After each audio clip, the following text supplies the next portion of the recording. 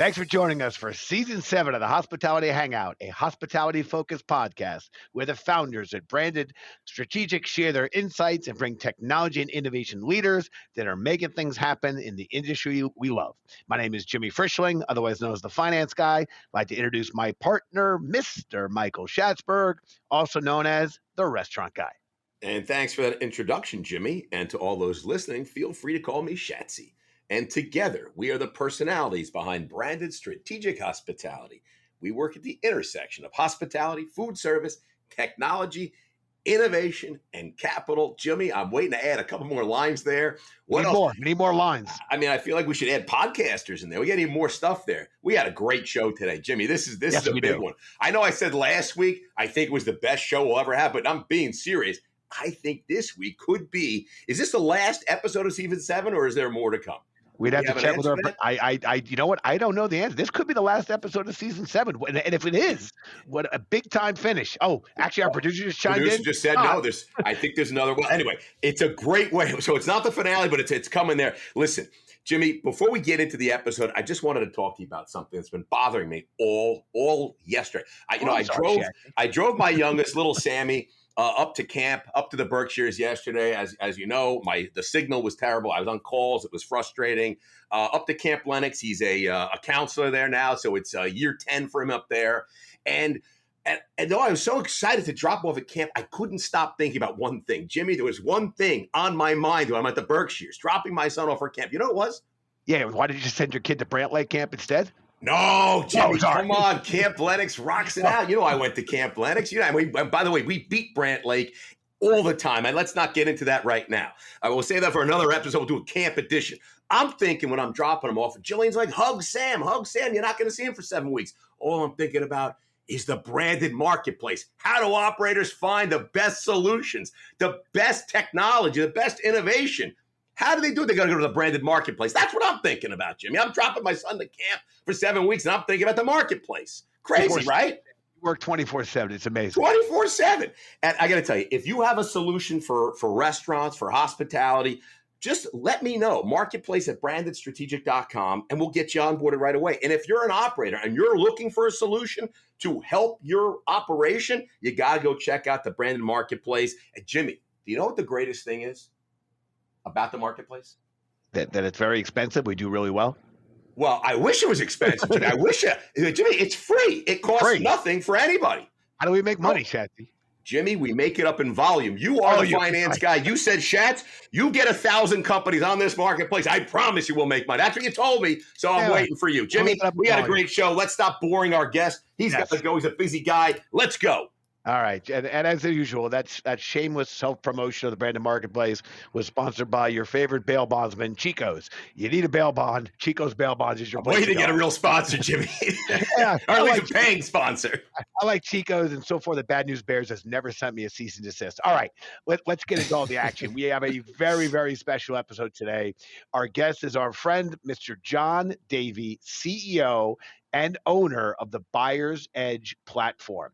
You know, I always like to say it is easier for us to brag and boast about others than anyone could ever do themselves. So while our guest, I think, needs no introduction, I want to share that John was just a finalist from the Ernst & Young Entrepreneur of the Year Award, and his company, and I proudly say this, has made the Inc. 5000 list 3 consecutive years. So this is a talk about companies that are helping operators, Jimmy. Yes. This is. I think we're excited to finally get John on the podcast because our thesis is to be an ally to the industry, and John has built a company, a platform that does that. So, John, despite our banter as we kick into the episode with you, we'd like you to take the lead, give a little introduction on yourself, your background, and of course, the elevator pitch on the Buyer's Edge platform. Great. Thanks, guys. Appreciate the invite to the podcast. Excited to be here and great radio voice already, John. It's a fancy headset that I've first time I've ever worn it. So I sound like a radio personality. I started a company called Dining Alliance 25 years ago. I was just out of college, 20 years old, and started Dining Alliance to help the small, independent, local, family-owned mom and pop restaurant get some of the same advantages as the large chains. Back then, Olive Garden, TGI Fridays, and them were all the rage, and it was a scary time for the small local guy because the chains were just growing leaps and bounds, and the small guys just couldn't compete for real estate, technology, and software, and buying power, and everything. So we jumped in and started bringing small restaurants together to band together and negotiate contracts, and we did that pretty successfully, but it took a long time. But one of the big takeaways was technology and data and software were just completely lacking for the small guys. Just basic stuff about what they were actually buying and how it compared to what other local restaurants are buying was really difficult to get your hands around. The data was extremely dirty. So we had to spend a lot of time and years sort of cleaning data, food service data, normalizing it so that we could take action on it and deliver price savings, rebate savings, leverage that collective buying power and data to get them on an even playing field with some of the biggest national chains in the country. And that's now evolved to the Buyer's Edge platform, which is, we call it a digital procurement network that we leverage over $20 billion in collective food spend to deliver. Did you say billion with a B? Jimmy. Jimmy. Yep. Give me one of those, Jimmy. Yeah, when we start diving into the Buyer's Edge platform numbers in a little bit, Shatsy is gonna blow you and our listeners away. Yeah. It's interesting, John. It's interesting. I just want to add, I got to tell you, it's, in the business and we've been operators for a long time. It's always funny. It's the little guy seems to, doesn't get the good deal, right? I have one store and who I'm buying from. I'm not going to pick on any vendors. I'm not going to pick on any brands, but let's just say Coca-Cola, and I'm going to buy bag in the boxes from Coca-Cola. I'm going to pay, the top price for that bag in the box. But if I have 50 stores, Coke's going to give me a deal.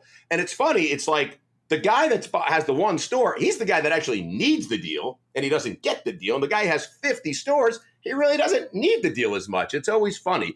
But I didn't want to cut you off, but I wanted to just take a deeper dive into Buyer's Edge because, listen, you got into this business. I think we were in an Uber going to the NRA, and you were telling me a little bit about your dad and how you guys got started. But you didn't tell me this, but it was interesting that when we did a little due diligence, a little research, we talked about how this is a group purchasing organization. A GPO is the term everybody uses, and a little deeper dive is. Was your family doing this in the plumbing sector? You were doing group purchasing for the plumbing industry, and your dad encouraged you to start your own GPO. I don't know. He didn't want you involved in his business or something like that. Who knows why? But I'm all kidding aside. And you started looking into where you can do maybe a sneaker business. It was going to be car stereo business, but you landed on food. Can you give us a little bit? How'd you come from the plumbing GPO? And you thought about sneakers and stereos, and then you got into food, and I think there's an interesting story about Coke and Pepsi here. Yeah. So first off, my dad was very good at buying lots of toilets in volume back when I was a little kid. He created the first plumbing electrical GPO or a buying group for small distributors selling plumbing and electrical supplies. So that was first part of the family that got into this type of business. Then he evolved into a office supply buying group where he was bringing small independent office supply retailers together to compete with Staples and Office Max. And so that's where he kind of really gained a love for the small guy, the small operator, small business, and bringing them together to compete with the big guys back when, Staples and Office Max were all the rage. All the rage, yep. Superstores, and this little guy was going out of business, and he helped them survive. And so he would always talk to me about business and what he was doing, and I was always very interested in it. He taught a lot of good lessons to me growing up about helping the little guy, and you bring enough little guys together, it amounts to a big numbers, and you don't need to make a lot on each customer. You just make a little bit on many, and it can be a really big business. He used to always say, I don't need the whole log. I just need the sawdust of the logs to Jimmy, you got to take that line, Jimmy. I haven't heard you use that one yet. I will take it, but I will give attribution to Mr. Davies. Yes, of course. Mr. Davies, I like that. Credit to Clifford Davie. Clifford Davie, there it is. Clifford Davie. Yeah. Footnote. Yeah.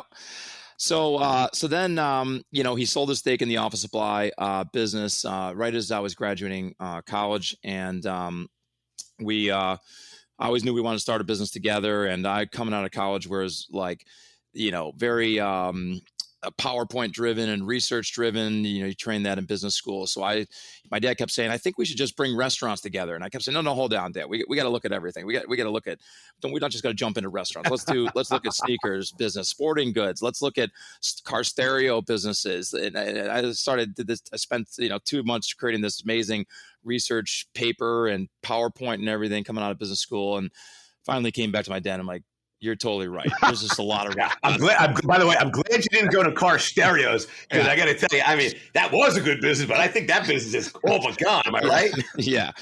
So Dad was right, and I didn't need to spend 3 months doing all that work. I probably should just listen to him. So your dad's always right? Isn't Dad always right? Exactly. I got to tell you, the older I get, the smarter my dad is getting.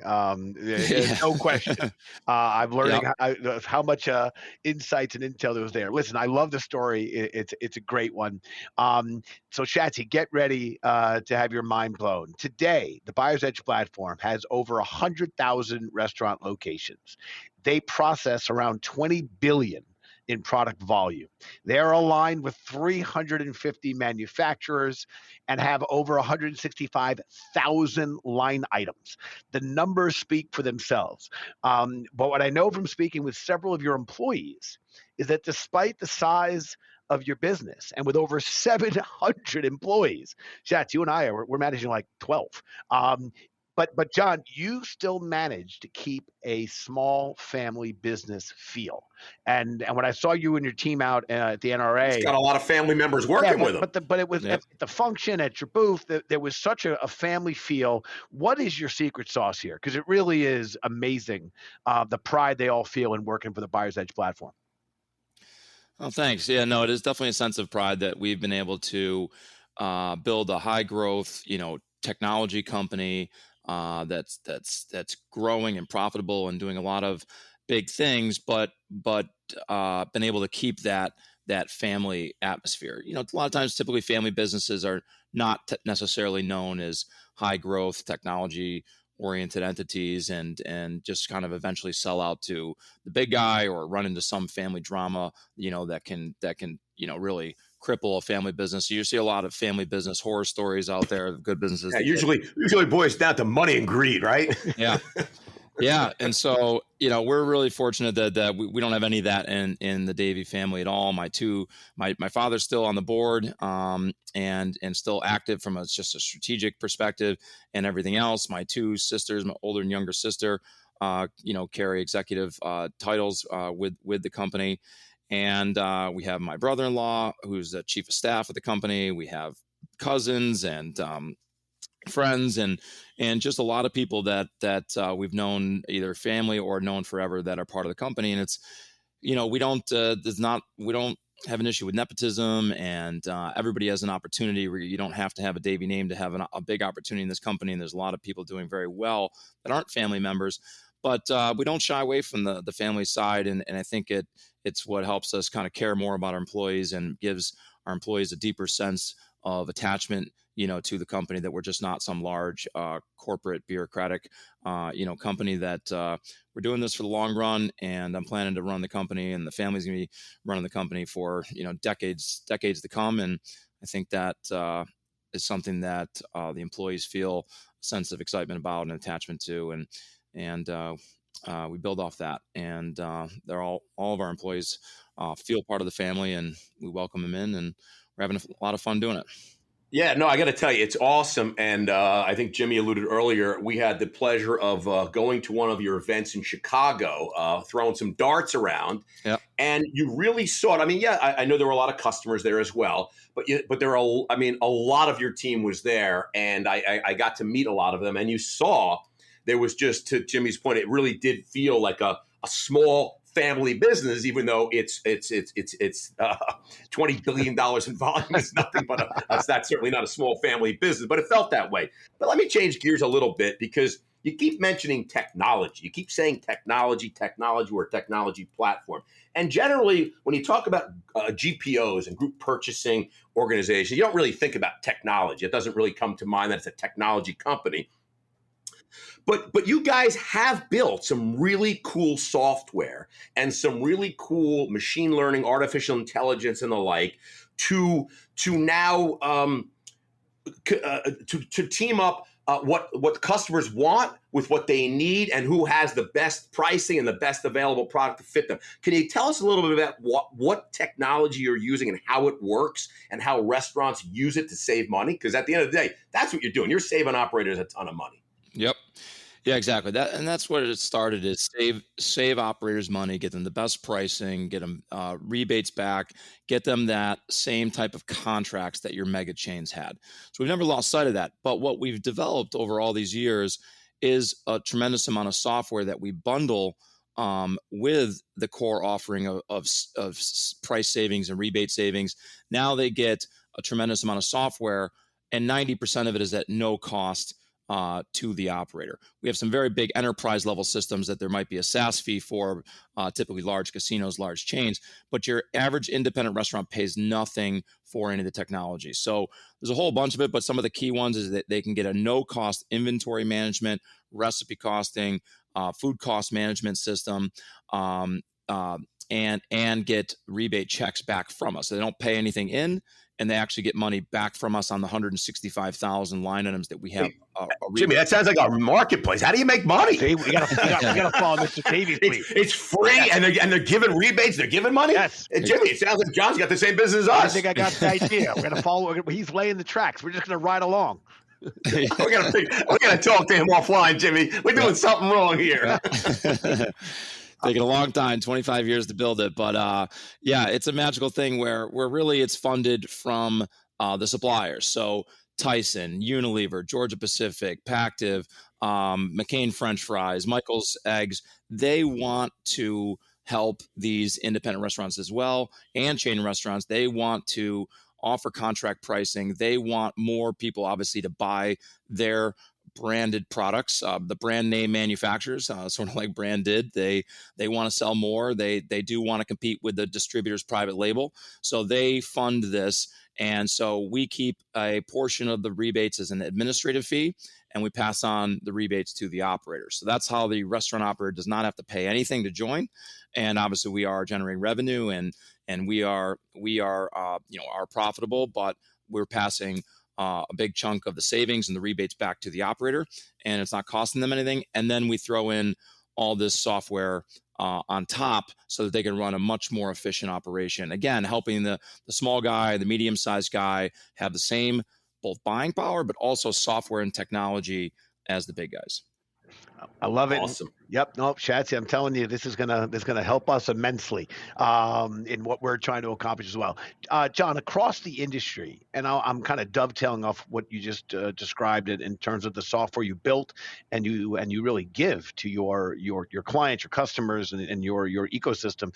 But across the industry, we see a pattern of companies that either like to build their own innovation solutions, as you described above, and others who, let's say, just want to buy or acquire existing solutions. I often find, the middle ground, the hybrid of a little bit of both is often where the masses play. But what side are you on? You have to build it, the buy it, or how do you look at these opportunities? Yeah. Well, I think the key thing is we build a lot, but we do buy a lot. But the stuff that we're buying is not usually customer facing and is not usually the core part of our software solution. So we use like Salesforce.com for our CRM, for our back end, because they're very good at it. They know how to So you will not be buying Salesforce.com. I will not be acquiring them.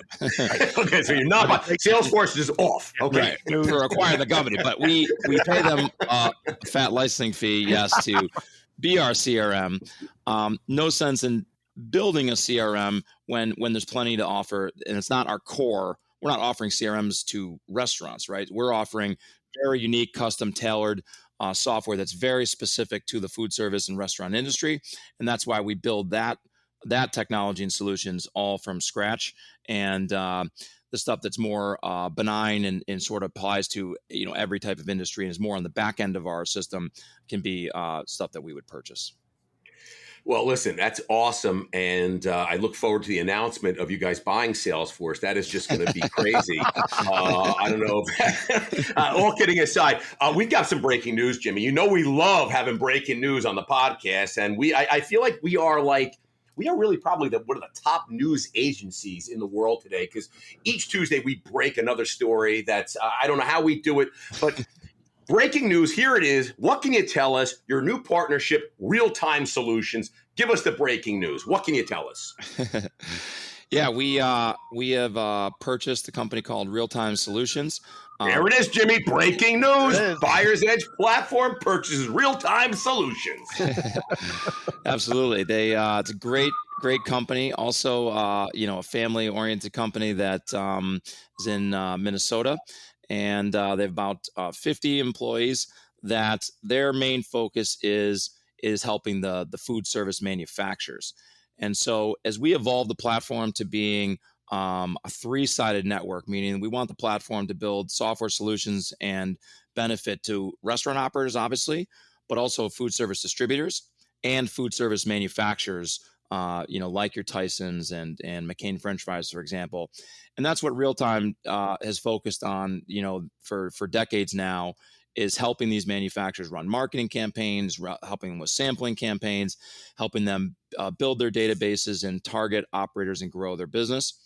And they've ran two of the most successful points-based loyalty programs in the whole industry. Cool School Rewards is a K through 12 points-based program that almost every K through 12 school is a member of in the country. And they have one called Real Rewards Cafe, where about 30,000 operators are earning points and getting merchandise back. So between the value they bring to the manufacturers we're partnering with and these operator-based points programs, now we have another benefit to bring to operators. In addition to our cashback rebate program that I've been talking about, they also can earn rewards and points for their staff and reward their employee of the month through different purchasing and rewards. So, yeah, excited about this acquisition, and they've already contributed a ton to the platform. I got to tell you, Awesome. Shatz, usually I make a little funny about your breaking news moments, but I got to say, I think you broke a little news there. I think we just I think, what did you pay for that? Can you just tell us what you paid for that? Yeah. we'll say that. Did I go too far, Jimmy? Did I go too far? I got a little too far. I got a little too far. Sometimes you get close. I crossed the line on that one. You leapfrogged over the line. Slightly over the line. Slightly over the line. All right. Listen, Brandon takes the view that the pandemic really changed nothing but accelerated everything for this industry. And I love it when we have the opportunity to ask a guest, where do they fall within that spectrum? Buyer's Edge platform is a wow factor with respect to what you've been able to do and accomplish over the last, it's a 25-year history, but your acceleration of the last couple of years has been amazing. Can you share how you were able to grow the company while the industry, to a certain extent, was somewhat suspended or at least on hold? Yeah. The pandemic, when it hit at the end of March, was, definitely the most scary and depressing event that has ever happened to us in 25 years. Tons of concern for our restaurant customers, the small distributors we worked with, everybody. And obviously our company, we had just taken on a huge M&A debt facility with Goldman Sachs. So we had a ton of concern about our ability to make our payments on our credit facility. So we were facing a lot of really tough choices, mainly the layoffs of a significant portion of our team. And so, the first step was me and my father, we ended our salaries. And when a few executives heard that we had done that, they came around and offered to cut their salaries by 50% voluntarily. And so we were pretty amazed by that gesture by a few key executives. we then offered out to all of our team a no pressure offer, but to say to our team before we announced any layoffs, to say, if anybody has the financial means to take a temporary pay cut, to help us, reduce layoffs, we would really appreciate it. And you'll be rewarded, eventually when we get on the other side of this thing. And the outpouring from our team was incredible. Over 50% of our team voluntarily took a pay cut of between 15 and 50%, for about 6 months. And that allowed us to only have to lay off just a few kind of underperforming, team members.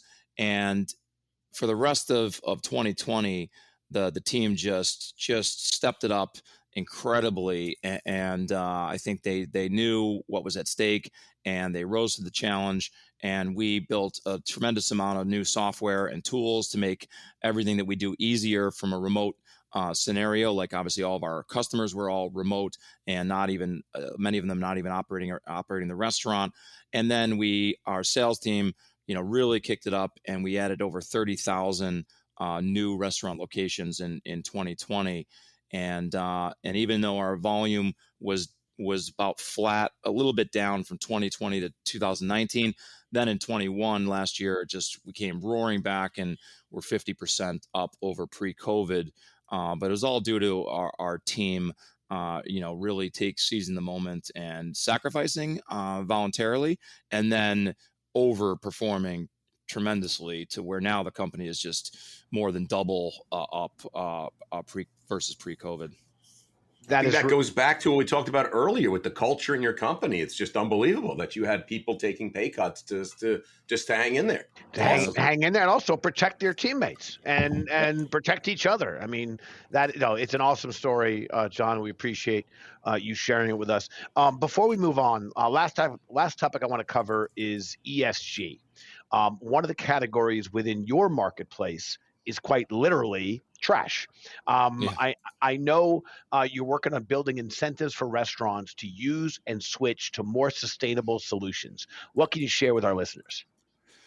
Yeah, so data and analytics is the core thing that I learned early on, trying to bring restaurants together, is that you got to have clean, normalized data to be able to do any of the cool stuff with software and to really help operators, manufacturers, and distributors. We got to have amazingly clean, normalized data to be able to do it.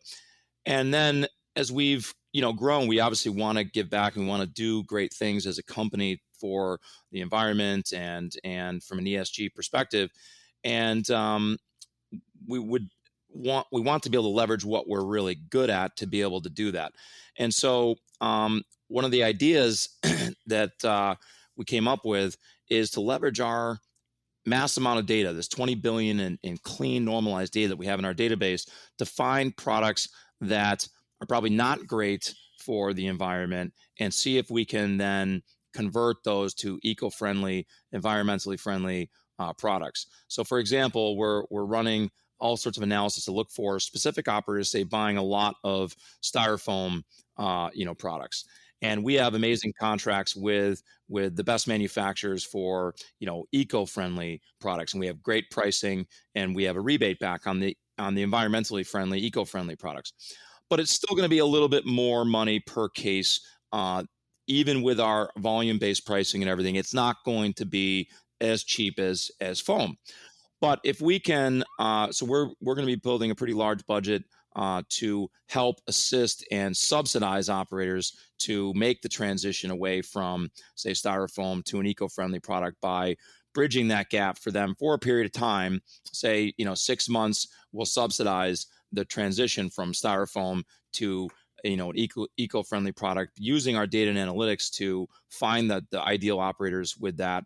And then hopefully the eco products perform better for the operator. They hold the food at a better temperature. They source with all the delivery and everything. They transport better than a styrofoam container on a DoorDash or an Uber Eats scenario. And sure, they ultimately will have to cover the increased costs themselves. But if we can bridge it for 6 months, then they will hopefully see the value in going to a little more expensive packaging that ultimately delivers a better experience for their guests, especially in the takeout and delivery space. I That's think that's awesome. it's a great story, and I didn't even know styrofoam was still around. I think they banned it in New York City. yeah. No, Schatz and I and the branded team have been leaning more into ESG ourselves.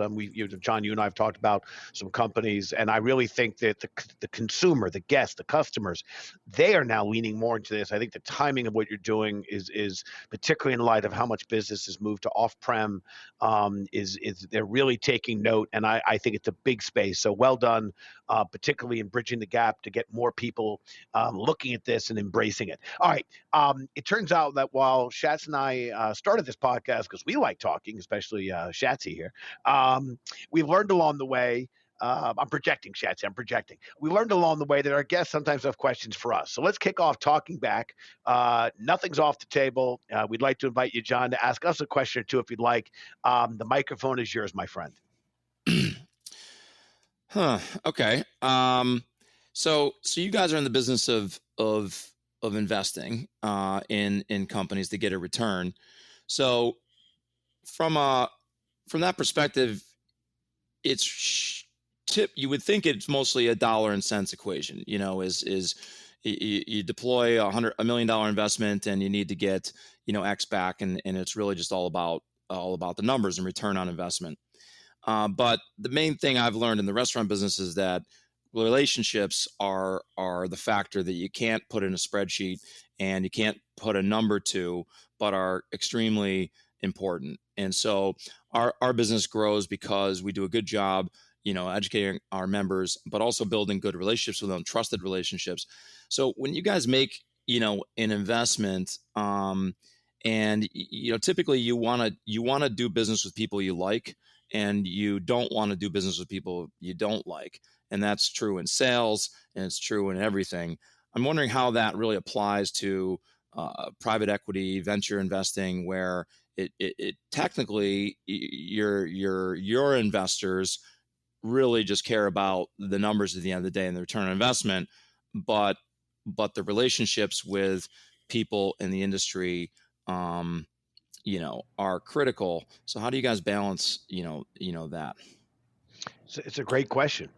It is a great question. I got to tell you, I know that we have a rule. We have a no asshole factor rule here at Branded. So one thing we do from our perspective, all kidding aside, is, yeah, you're right. I mean, we're at the end of the day, we are trying to find, as Jimmy alluded to earlier, really companies that are really solving problems and really offering solutions for hospitality and food service. That is one of our primary goals in finding those companies.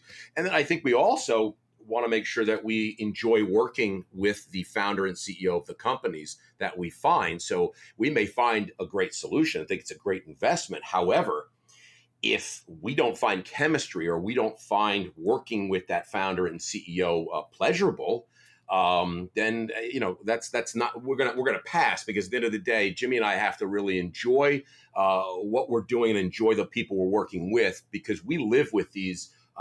We call them partners. We're not portfolio companies. We look at them as partners, and we speak to our partners frequently. We sit on the board of a bunch of companies, and we break bread, and we go to the shows, and we travel with, and we're with them. So we really are building a community of people that we want to be with and work with. And I think that's very important to us for sure. Jimmy? Yeah, I think I agree with Shatsy. What I would add, John, is you are right. Jimmy always adds better things. Well, that's not always the case, but always adds better things. Oh, it usually is, and this time it absolutely will be. But to be clear, John, you're right.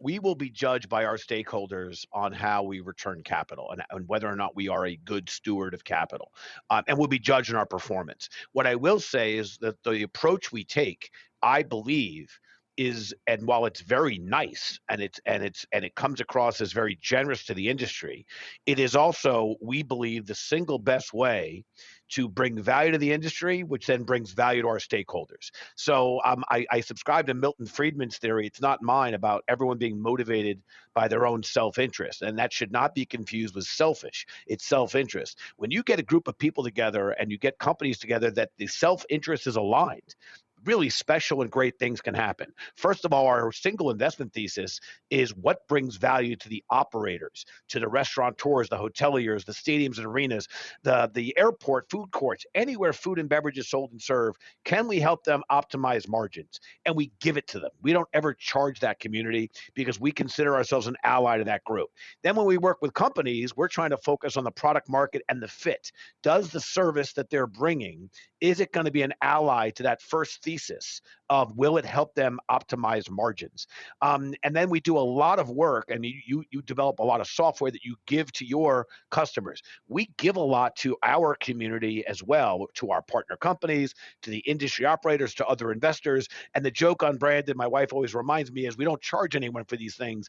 And the truth is, and we made fun of ourselves about the marketplace, but what all of that allows us to do is reduce the risks associated with early stage investing and to maximize those opportunities to deliver very strong returns, all the while by bringing value to this community. So the culture we've tried to create is that we want to be more than just an investor, and we want to be recognized as really a strategic investor.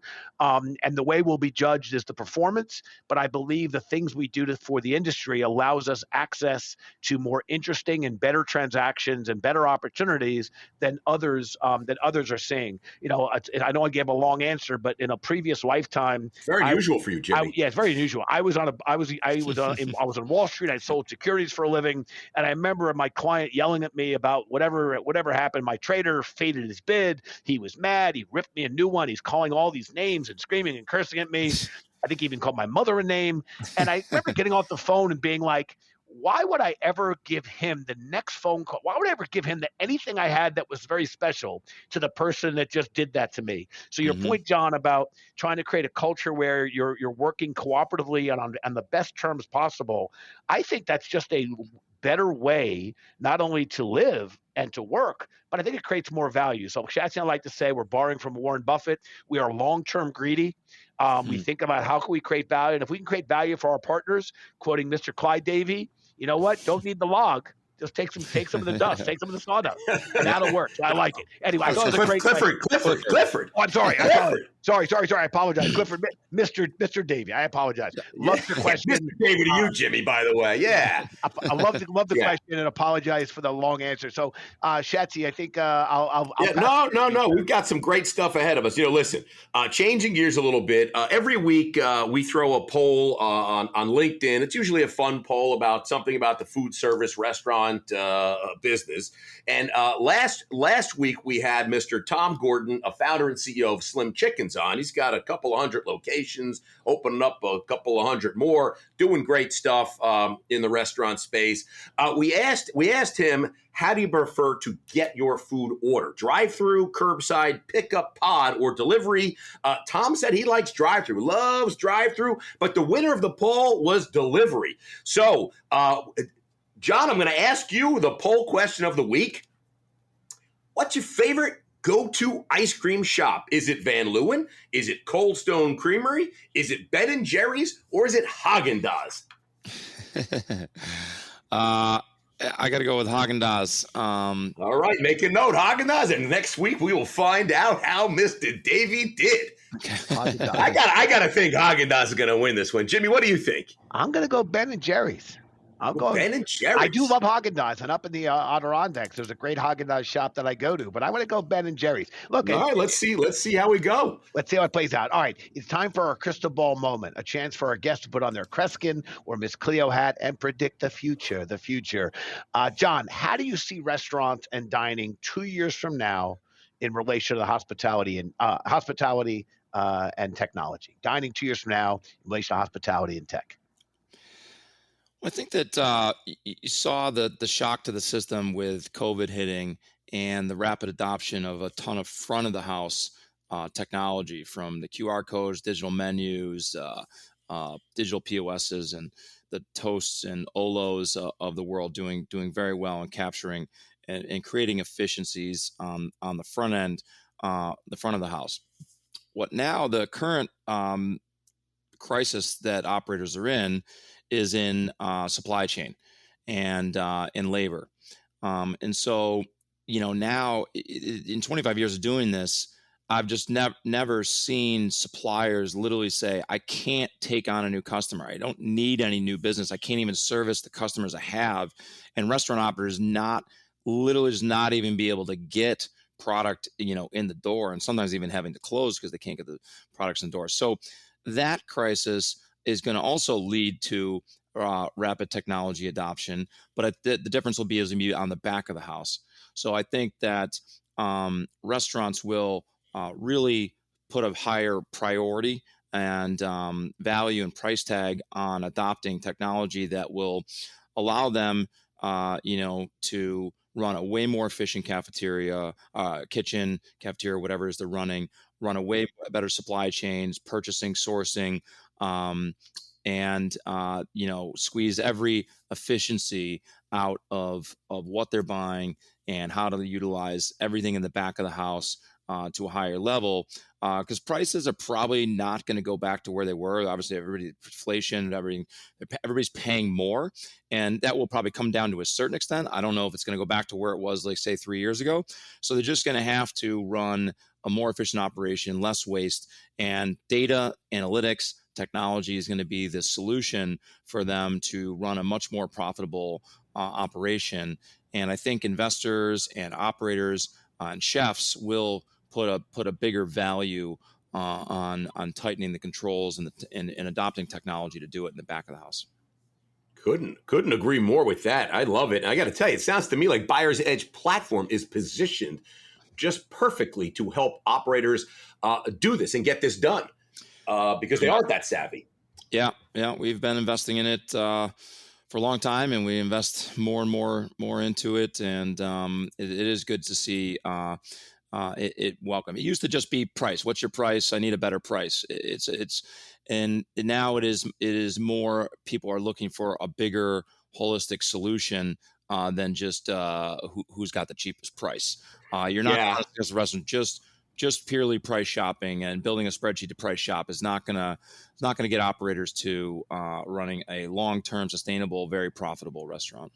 Yeah, there's always somebody that could do it for a little cheaper. At the end of the day, there's other variables, service and things like that, and lots of other things associated with that.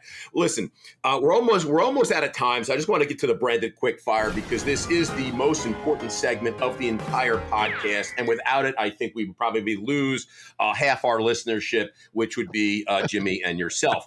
So, without further ado, I'm going to ask you 5 lightning round questions. John, are you ready?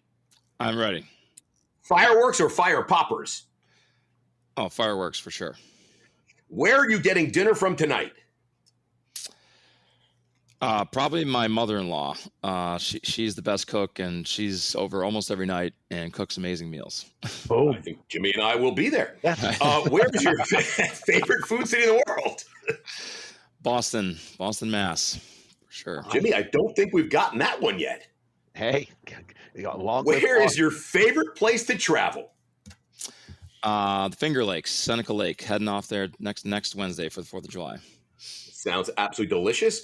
If you were to challenge Jimmy or I to a game of 8-ball, who do you have better odds of beating? Equal odds of beating both of you because it's pretty much 100%. Because I'm a very good pool player, and obviously, he's a ringer, Jimmy. It's pretty much 100%. So it's an equal odds because it's 100%. You're not losing an 8-ball. Is that what you're saying? Definitely not. All right, I can't wait to see you at our next, wherever we're going to be next. If you're going to be in New York City, we'll see you in Chicago, wherever we're going to be. We got to get to a bar and see John play a little pool. I guess that statement was made with such conviction. I ain't taking the other side of that bet. I'll just accept it. I'm not betting. I just want to watch him bet someone else, and they think they're going to beat him. I want to see him play pool because there's nothing like watching a great pool player. Yeah. I like it a lot. Listen, John, thank you so much for joining us on the podcast today and for sharing all your great insights. We really do appreciate what you and your team do to support this industry. I don't think we've come across, Schatz and I, a company of your size that is actually loved by its customers as much as you guys are. I mean, really, Oh, there is such appreciation for the value that you bring, and I think you shared some of the many reasons why. So anyway, really, congrats, and it's great to see thank you you. guys thriving in this environment. It's well deserved. If you want to get in touch with John directly, you can email the podcast team at I have a cell podcast. phone here, Jimmy. Yeah, we stopped giving those numbers out at season 1. We learned our Oh, lesson. we're not doing We the cell phone anymore. we don't do that anymore. But you can Oh, email okay. the podcast team at podcast@brandedstrategic.com, and we'd be happy to make the introduction to our listeners. We want to continue to thank you so much for tuning in with us. We know there are so many podcasts out there, and despite Schatz and me, our banter about our some friends of ours that listen, our subscriber count just continues to grow, and we are We're up so to a appreciative. baker's dozen, Jimmy. Up to a bacon, yes, but we are so appreciative of that. Please join us next week as we welcome our friend and guest, Mr. Buck Jordan, founder and CEO of Wave Maker Labs. Talk about efficiencies, right? I mean, they're Yeah. doing robots, Flippy Yes. and Chippy and Yes, Flippy and Chippy and yes. And Misa. yep. No, when you want to talk about the whole automation and the move to robotics, this is the gentleman, and Wavemaker Labs are blazing a trail. In fact, I don't even know if Buck's going to be here. It might be a robot. It might be a I heard that may be the Yes, case. it might not even be Buck. Who knows? But anyway, and finally, if you haven't done so already, please subscribe to our podcast so you don't miss out on any of the exciting guests we'll have coming up in the future. So, John, again, great appreciation and thank you. This is Jimmy Frischling, your finance guy, signing off and passing it back to my boy Schatzy. Yep, this is Shatsy, aka Restaurant Guy. Thanks, John. Thanks, everybody, for listening. Cheers, everybody. Thanks, guys. Cheers and thank you.